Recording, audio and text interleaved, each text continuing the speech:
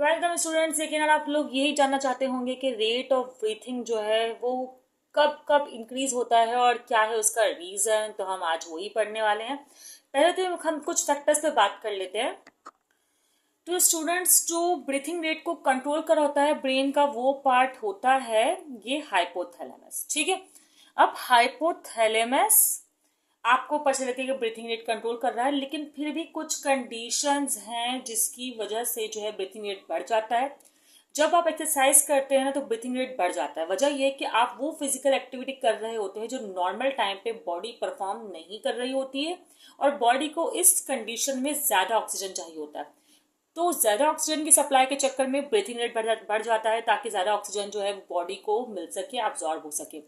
और दूसरी कंडीशन है फाइट और फ्लाइट रिस्पॉन्स। ये क्या होता है, जब बंदा स्ट्रेस में होता है, आपने देखा होगा उस तेज तेज जो है वो सांस ले रहा होता है, घबरा रहा होता है। ठीक है। और या फिर वो जब बहुत घबरा रहा होता है, लाइक वो डरा हुआ होता है, तब भी उसका ब्रीथिंग रेट जो है वो काफी बढ़ जाता है। सही है, दो कंडीशन आपको मिल गई। अब आप लोग बोलेंगे भाई ये ब्रीथिंग रेट तो बढ़ गया, ये नॉर्मल ब्रीथिंग रेट जो है वो कितना होता है। नॉर्मल जो ब्रीथिंग रेट होता है वो होता है 12 to 20 ब्रीथ पर मिनट। ठीक है, 12 to 20 ब्रीथ पर मिनट। ओके। अच्छा, पता है क्या होता है, अगर ये एक्सरसाइज कंडीशन जो है परसिस्ट रहती है, मीन कि ये आप एक्सरसाइज करते जा रहे हैं कंटिन्यूअस और आपको इसकी ग्रेजुअल आदत नहीं है, तो आपकी बॉडी में जो मसल्स होते हैं ना, वो ग्लूकोज का ब्रेक डाउन करने लग जाते हैं। मसल, सॉरी बोल रही हूँ, जो मसल सेल्स होते हैं वो ब्रेक डाउन करने लगते हैं ग्लूकोज का विदाउट ऑक्सीजन।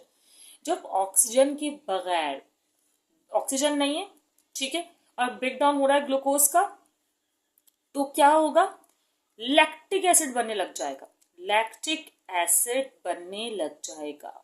ठीक है।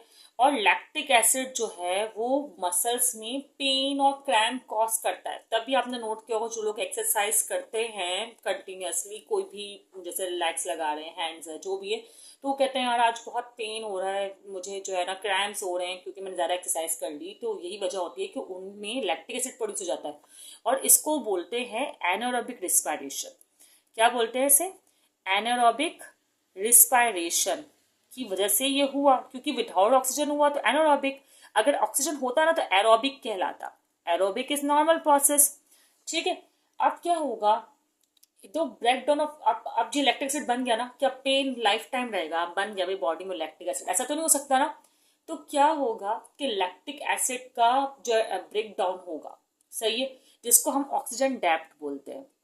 जो लैक्टिक एसिड का ब्रेकडाउन होगा उसे क्या बोलेंगे? Oxygen depth. जब ऑक्सीजन उसको पूरी मिलेगी, ठीक है, तो ये कैसे मिलेगी ऑक्सीजन डेप्थ से? जब वो, जो हम बिल्कुल मतलब गहरी गहरी डीप ब्रीथ्स लेंगे, क्लियर मतलब ब्रीथिंग करेंगे और ऑक्सीजन की रिक्वायरमेंट को पूरा करेंगे। ठीक है स्टूडेंट्स, कभी आपने सोचा कि जब ब्रीथिंग जो है इंसान को डिफरेंट डिसफंक्शन होते होंगे ना, सही है, तो एक फंक्शन ये भी तो होता होगा कि वो सही से सांस नहीं ले पा रहा होता होगा। अच्छा, डिफरेंट मेडिकल कंडीशंस होती हैं जब इंसान सिक होता है, या और भी काफ़ी प्रॉब्लम्स हैं जिसमें आप जानते हैं कि इंसान वेंटिलेटर पर चला जाता है। आप लोगों ने शायद अपने रिलेटिव्स में भी किसी को वेंटिलेटर पर जाते हुए देखा हो, ओल्ड एज पर, जब सांस लेने में डिफिकल्टी हो रही होती है या किसी बीमारी की वजह से। तो उसमें क्या होता है कि सांस लेने में डिफिकल्टी होने की वजह से उसे आर्टिफिशियल वेंटिलेटर प्रोवाइड किया जाता है। सही है। वो मशीन जो है वो लंग्स की तरह काम करती है। नेचुरल ब्रीथिंग उसमें डिफिकल्ट हो जाती है, जैसे इन्होंने कहा हुआ है। इस मशीन के जरिए ऑक्सीजन रिच एयर जो है वो डायरेक्टली पेशेंट के ट्रेकिया में ट्यूब्स के जरिए जो है inserted the mouth up to the vent pipe, इस तरह उसको पहले मतलब पहुंचाई जाती है। अब जैसे यहाँ देखें आप, एक तो ट्यूब है एंडोट्रेकियल ट्यूब, क्लियर नजर नहीं आ रहा होगा। इसमें पेशेंट माउथ, ये पाइप जो है पेशेंट के माउथ से जाता है वेंट पाइप पे, और जो ये है नेजोगैस्ट्रिक ट्यूब, ये जाता है पेशेंट के नोज से वेंट पाइप में। ठीक है। और जो है अब इसका एयर फ्लोइंग, हम जो एयर होती है वो फ्लो की जाती है, humidified moisture warm air provide की जाती है। ठीक है। और जो एक्सहेल करता है, मतलब away from the patient, exhaled air flowing, जो एक्सहेल भी करेगा ना वो अवे फ्रॉम द पेशेंट इसी मशीन के जरिए जो है बाहर निकाली जा रही होती है। तो ये होता है आर्टिफिशियल वेंटिलेटर। जो कि दुआ है कि सब लोग जो है वो हेल्दी रहें और बिल्कुल खुद ही जो है ब्रीथ करते रहें, ठीक है, और आर्टिफिशियल वेंटिलेटर की ज़रूरत ना पड़े। इसी दुआ के साथ यहाँ पर वीडियो करते हैं ख़त्म। आप लोग भी दुआ में याद रखिएगा। Thank you for watching.